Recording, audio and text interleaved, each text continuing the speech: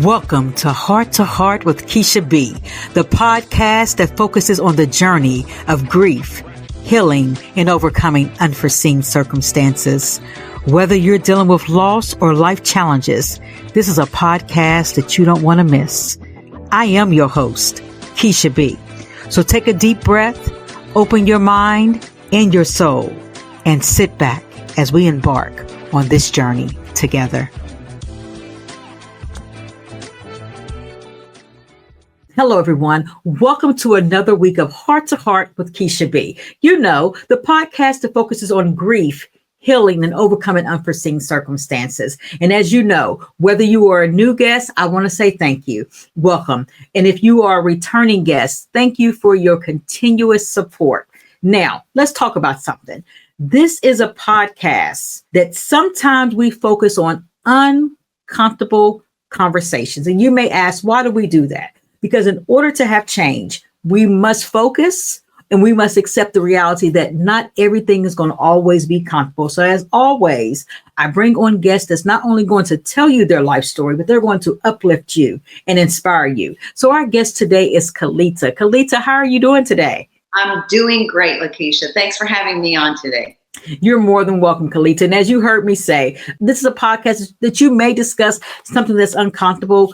As it may be uncomfortable for some people to hear, it may just be as uncomfortable for you to talk about. What this does is, in situations like this, it allows all of us to know that we're not alone. Even though our stories may not be one of the same, what we know is that we all have faced something, or we all will face something, but there's an opportunity to address it and find ways to grow from those situations. And so at this time, Kelita, before you begin to tell your story, I want to say thank you for being willing to be vulnerable and share you with us. Well, thank you. I wasn't always vulnerable, but there's such freedom when we can find the ability to share openly and honestly. Yes. And so as you dove into just that statement right there, what I want to ask you is, take us back. Who was the little Kelita growing up?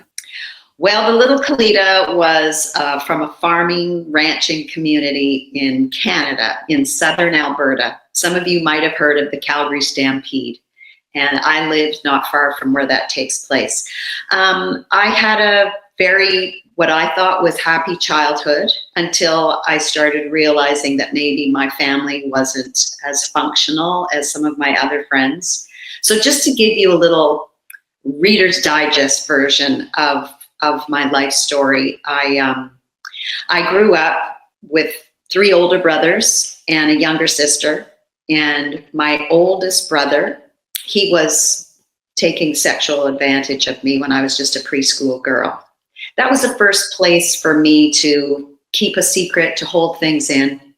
And, you know, as a young child, there are so many stories of childhood sexual abuse. And when we're going through that, we have no idea or concept of really what's happening to us. So it's just very, it's hard to explain or even to understand.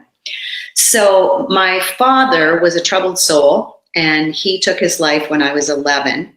Shortly after that, my mom found out she had terminal breast cancer, and she passed away when I was 15. And then that brother who had taken advantage of me, he passed away when I was 17. So when I heard about your podcast dealing with grief, I thought, I know that I can relate to the subject matter that you're sharing with people. Well, I lost 3 members of my immediate family within 6 years as a young kid. So that was pretty impactful in my life. So that's the Reader's Digest version of the little girl, Kelita, and then the teenage girl, Kelita. So lots of secrets, lots of dysfunction, alcohol abuse, incest. Wow. And you're right, Kelita. It's as you state, the Reader's Digest. There's a lot within your story. And so as you begin to tell us segments of that, walk us into what aspect did that have as you move further in your growth as an adult, as a young adult, should I say? Well, I actually have a faith story as well. I started going to a little evangelical church, and it was, I guess I was 12, 13 years old when I started going. So I I found a community, a family of people who really encouraged me in my music. And so shortly after my father passed away, that's when I started writing. I started writing songs. And that was a way for me to really express myself with things that I couldn't even comprehend or understand, being that I was so young. But that was really the beginning of the music that I started creating. And in the church, there's so much music in the church, and people saw that I had a gift, so encouraged me as I began to share my voice and my music. And that carried on through my schooling. I was very involved in the choirs and drama and the plays and musicals. So that started to become an escape for me, along with dabbling in, teenage alcohol, drugs, nothing heavy at this point. But so I was starting to wear the masks, that's for sure. Because when you experience a suicide in your family, a drug overdose, those things are not something that you really want to share with people.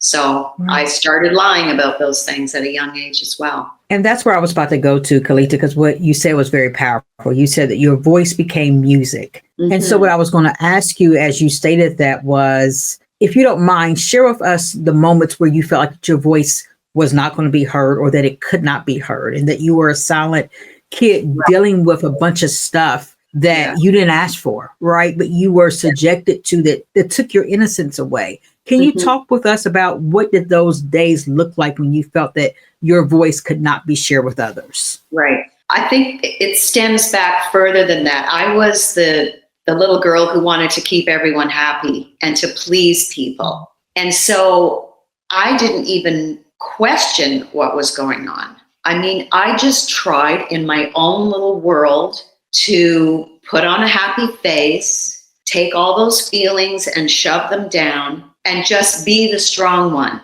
Just try to figure it out on my own. And I think you can probably attest to that, if we're similar in age, is that back all those years ago, nobody talked about things. So that was normal. I didn't grow up in a house where people were discussing my dad's drinking, his suicidal threats, my brother's misbehavior. So we lived in this house with, the white picket fence and the nice cars, but nobody was talking. Nobody was discussing. Nobody was revealing. It was like there was this veil over the truth. So I guess I didn't even comprehend about sharing my voice because I never learned how to share my voice, or that was something people even did because it wasn't in my wheelhouse. Does that make sense? It makes perfect sense. It makes perfect sense because, like you say, during those times, you just didn't talk about things like that, right? I know when I was growing up, you just sort of stayed in a child's place. And sometimes when you're in places, you're asking yourself, but is this really what a child's supposed to go through and experience, right? And so that brings me up to the point, and I don't want to keep shuffling, but I want to talk about being silent and then expressing yourself, right? Being that I am a therapist, is that music is art. Music is therapy. And as you stated, music was your voice. Was there ever a point that when you began to write music, that some of those messages was based upon what you were internalizing, but other people may have not known but you? Oh, yes. Like the first song that I wrote was weeks after my father committed suicide. And that was actually a supernatural experience for me. I was sitting at my piano. I will never forget the day. And I was grieving, like wondering, why wasn't there an adult? Why wasn't there anyone who could have helped my father? Well, he was in treatment. He was being medicated, even with shock therapy. Hindsight, obviously, people were trying to help him the best that they could. But as an 11-year-old, I'm trying to understand this. I'm sitting at my piano. I'm grieving the loss. Nobody's talking about it. What am I doing with all of this inner turmoil? What am I doing with all this grief, this nervous energy that's pulsating through my body? I sat at the piano and I'm questioning all of this. And at this point, I'd only been taking piano for a couple of years. I mean, my little classical piano lessons. But I started putting my hands on the keyboard and the thoughts that were coming. And I ended up writing, in a matter of moments, this song that was called Take Time to Listen.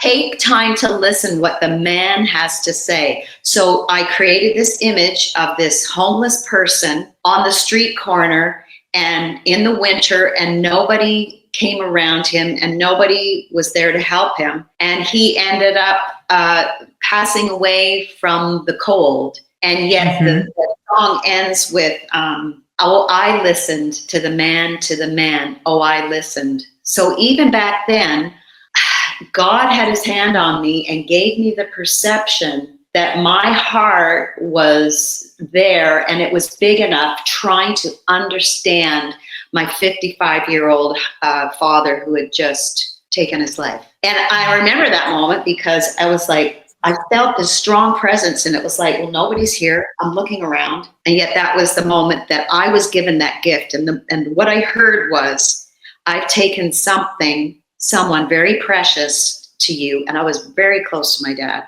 but I'm giving you a gift.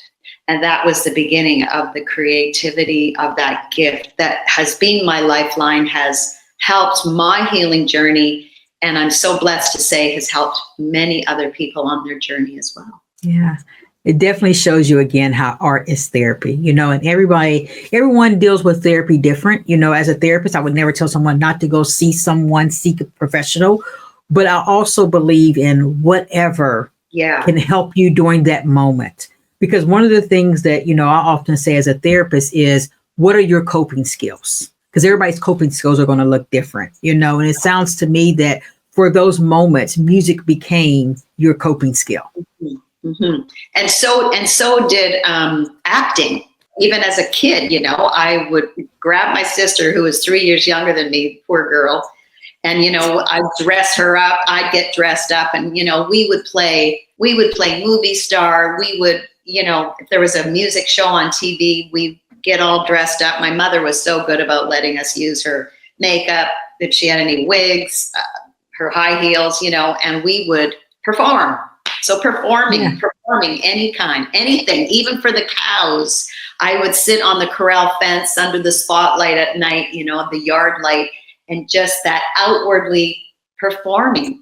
It was in me. So Kelita, as you have openly discussed the event of trauma that you endured as a very young child, again, we'll go back to as you migrated into your adult life.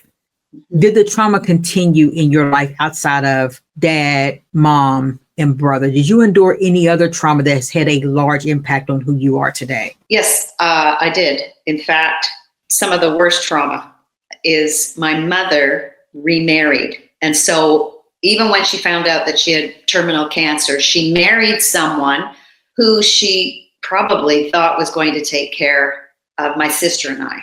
So my 3 older brothers were old enough to be out on their own by this time, but my sister and I were still obviously very young and at home. And she married this guy, and he became the wicked stepfather, and he ruled by fear and intimidation, manipulation and control. And when I look back on my past now and see who I became, I've done a lot of healing, but that really, he did a number on us, because just when you think that you're in a safer place, no, you're not. And so I learned how to hide. I learned how to lie. I learned how to cheat. I learned how to pretend to be the people pleaser. I learned how to manipulate because of how I was being manipulated. And I would say that was very traumatic. Then after him, I married someone at 21 who had similar characteristics. And they often say that's what we do, don't we? We marry somebody that feels familiar. And so I was married for 10 years with this person for 13. And he was the same. He was controlling, manipulating, and I lived in fear of him for a great deal of that married life. So throughout the years of being with him, as you say, you seem to have found someone very similar to your stepfather. Was there ever a point through those 13 years that you recognized that, or was it after you left the marriage that you were able to see the comparison? That is a very good question.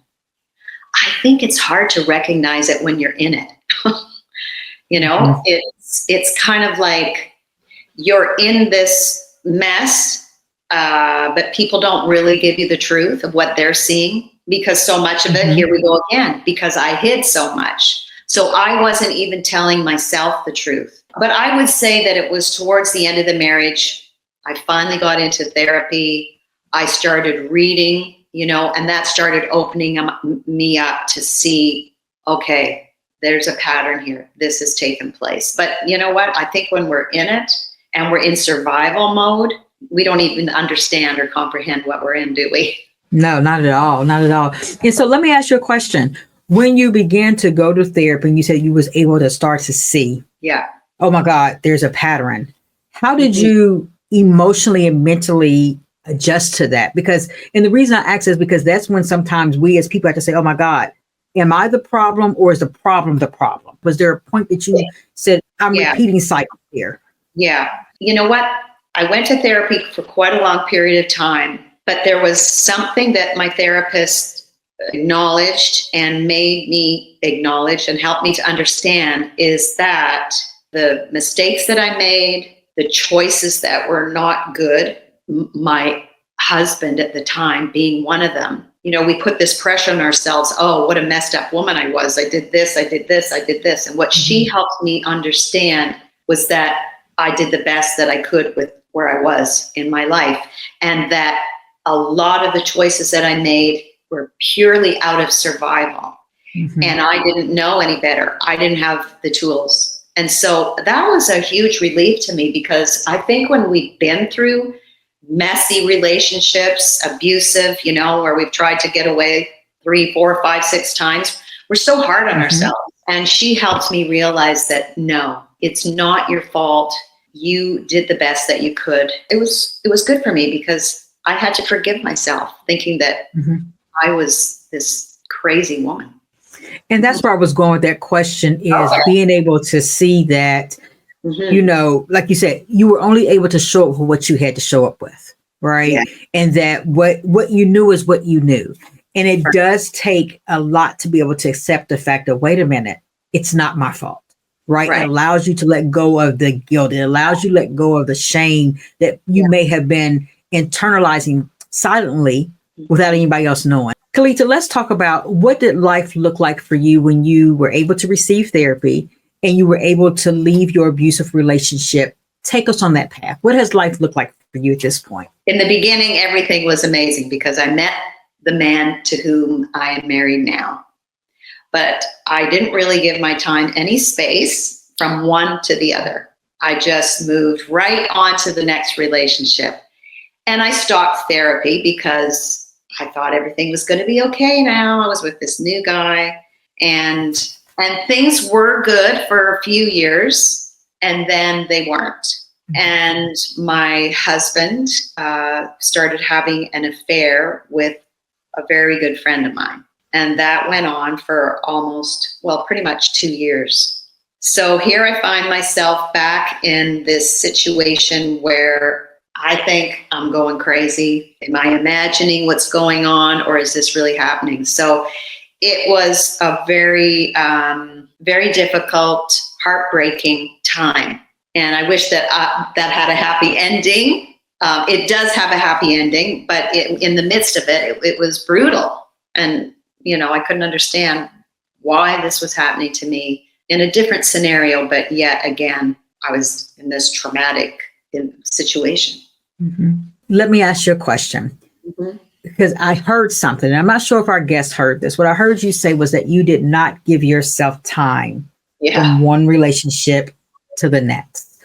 So what message would you give the listener right now that may have done such behaviors, or maybe thinking of leaving a relationship and may quickly get into another one? What would be some advice that you would give an individual at this point? I would say, give yourself time to focus on yourself, time to focus on your healing, and not always looking at it from the outside. thinking, oh, this is the person that's going to love me and make me feel worthy, that's going to fulfill these needs, these areas of my life that I've been missing.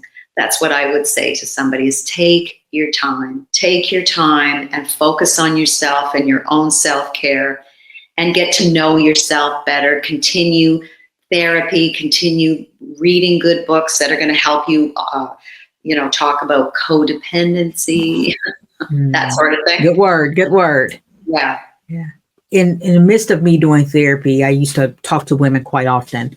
And what I would share with women, I've even shared this with my daughter as well, is that just what you said, in between relationships, take some time for you, right? Because there's a lot that you may have to unpack from that past relationship. Yeah. And what you want to avoid doing is unpacking it in a new relationship. Exactly. Right. And so what do I mean by that? What I mean by that is you want to be very careful that when you are unpacking, that you're not letting your new partner know all the things that you went through in that past relationship, because it's human nature, right? We're going to listen, right? The other person's going to listen, and they're going to give you what you need at that point, right? They're going to give you their attention. They're going to say, oh, I'm sorry that's happened to you, but let's be real. Ultimately, they're also listening to maybe what you were willing to put up with those past relationships. Yeah. Right. And so exactly what you said, give yourself time, give yourself space, go to therapy, unpack that stuff in your own quiet space and just work on you during that moment. Does that mean that you are at fault for the last relationship? It absolutely does not. But what that does is it allows you to alleviate bringing any other packages into a new relationship. Yes, ma'am. Good advice. Yeah. We're so complex, aren't we? Yes. So you talk a lot about music. So I'm going to ask you, Kelita, are you still in the line of music? Do you still sing? Do you perform? Or what are you actually doing today? Well, I do sing. I'm not quite as active as I was. Everything stopped when COVID hit, so, but I do sing now and then. I'm still writing music. I'm going to be doing some new recording pretty soon. But really what I focused on the last few years was writing my story in the form of a book. So that's taken a lot of my creative energies. So walk us through that, because it seems like once again, the conversation of writing has resurfaced again. Before it was writing music, that was your therapy. Right. And now I hear you saying that you have now put your pen to paper once again, as it's not a song, it is a book. So talk to us about why you have indulged in writing this book and where it's helping you on your healing journey still. Right. Well, it's a big story. I've shared quite a bit of it with you today, but there's still lots more. And as over the years, as I've shared my story in public, during concerts and interviews and TV shows and radio, I realized that the more people that connect with me about my story, the more I realize that we all have a story and that we're not alone in our situations, in our trauma, in our loss, in our betrayals. And so I was always encouraged. People would always tell me, oh, you got to write a book.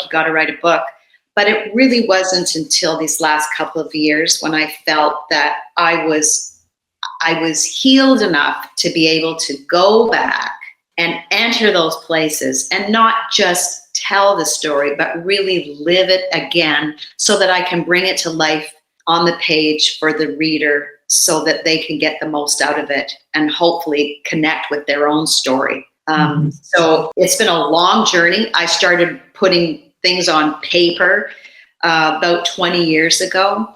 And then I would have another tragedy that would happen in my family. And so I'd put it away and it was like, oh, I'm never telling my story again. I can't face that. And then I'd get around to writing again. And then finally I completed the book. But it's even during when I thought, when you think, oh my gosh, have I not healed that part yet? And you'll agree with me, I'm sure, that healing it's a lifelong journey.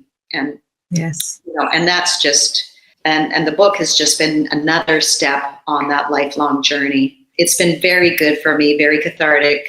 And the whole process, has allowed me to be even more vulnerable, because once I finished writing it, it's like, oh, great. I was freaking out because it's like, oh, great. Now I've got to put it out there. Telling your story live in a concert situation is much different than putting it in the printed form, because it's there in print. So going through that whole process, even a year ago at this time, when I was like, my nerves were bouncing off the walls, because I was like, I'm very terrified what's going to happen, because the people pleaser in me, I don't want to hurt anyone, and my story is my story. Some people aren't going to like what I have to say. People are going to learn new things they never knew.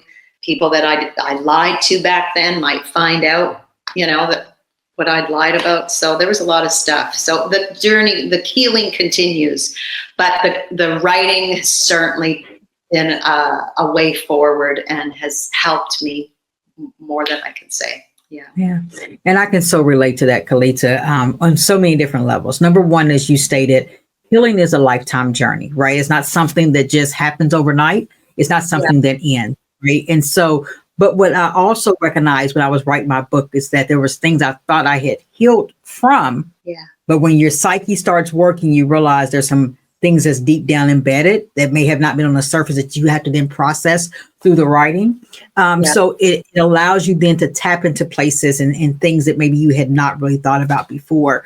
But you brought up something that I want to share with you that I had to share with myself. It's when we write, right? It's when we tell our story and we worry about what other people are going to think of. Are we sharing somebody else's quote unquote secrets?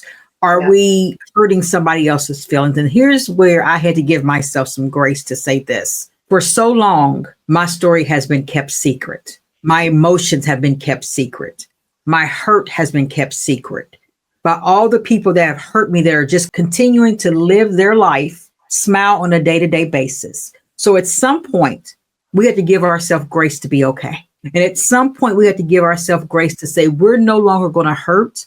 And I no longer can worry about what this could do to you, because nobody thought how it may have been hurting me over the course of years. And so that's sort of what I heard you say, is that, you worried about what people were going to think. But here's my question, Kelita.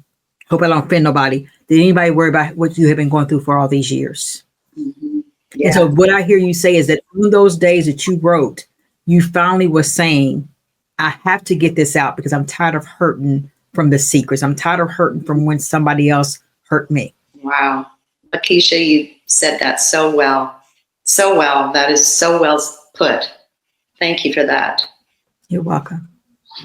You're welcome. And that just allows, and I say that, Kelita, not just for the guests, but I say that to you as well, so that you don't have to worry about walking around apologizing to people that read your book that may get offended. Yeah. Yeah. Right? Because for so long, you have hurt in silence, and nobody came back to say, are you okay? Because they assume that you probably were okay. Yeah. Because you weren't talking about it. Right. Yeah. So this is your time to say, you don't owe anybody any apology for finally getting to the point to where you have the courage to heal. Thank you. You're welcome. So here is my question as we talk about you healing. Throughout your healing journey and throughout your writing, did it ever get to a point to where you were able to forgive anyone through this journey of your writing? Oh, yeah. I have forgiven many people. And that journey started many years ago. But I also would like to say that forgiveness is like healing, the healing journey. It's continuous. Yes. Like there's some people in my life that I've had to forgive, and then it comes up here again. It's like, okay, I've got to forgive them again. Forgiveness, I think forgiveness is both a feeling in your heart, deep within your heart, and I think it's also it's like love. It's through your action. So just by saying the words, by committing to say, yes, I forgive, I think that's a healthy step. You might not feel it at the time, but it's like loving someone, showing them the action that you have is what true love really is. You can say it 100 times, but unless you actually show it. So, so it's getting rid of the bitterness, the anger, the sarcasm, whatever. Yeah. And sometimes, like you say, sometimes that's not easy, right? But what I always say is, the forgiveness is not just for the person that may have caused you harm. Forgiveness is for yourself. Yeah. And sometimes that's hard. That's a hard concept to do sometimes, but it's necessary. And can I ask And you a question? Can I ask you a question? Sure. You're a therapist. Do you find that most people have the hardest time forgiving themselves? Absolutely. Mm-hmm. Absolutely. Because here's the reality. Most people, including myself, we're very critical of ourselves. Yeah. Right. And sometimes we're critical of ourselves in a quiet spaces where no one else can see our thoughts and no one else can hear our thoughts. Right. So yes, forgiving ourselves sometimes is very hard because of this also. Sometimes and excuse my language for a second, Miss Kelita, I do say a few bad words sometimes. Okay. Sometimes we take ownership of shit that's not ours. Yeah. Okay. And so that's why sometimes it's so tough to forgive ourselves, is because we're trying to forgive something that truly isn't ours. Yeah. We're beginning to think that we're bad people. We're beginning to think it's our fault that something has happened to us because of, when the reality of it, that's not the case. So that's why sometimes it's much harder for us to forgive ourselves. That makes sense. Yeah. So as I see you today with a smile on your face, but I'm sure there's still some pain somewhere, because again, grief and healing goes hand in hand, right? But when we talk about the happiness that we see on your face, tell us today, what puts that vibrant smile on Kelita's face?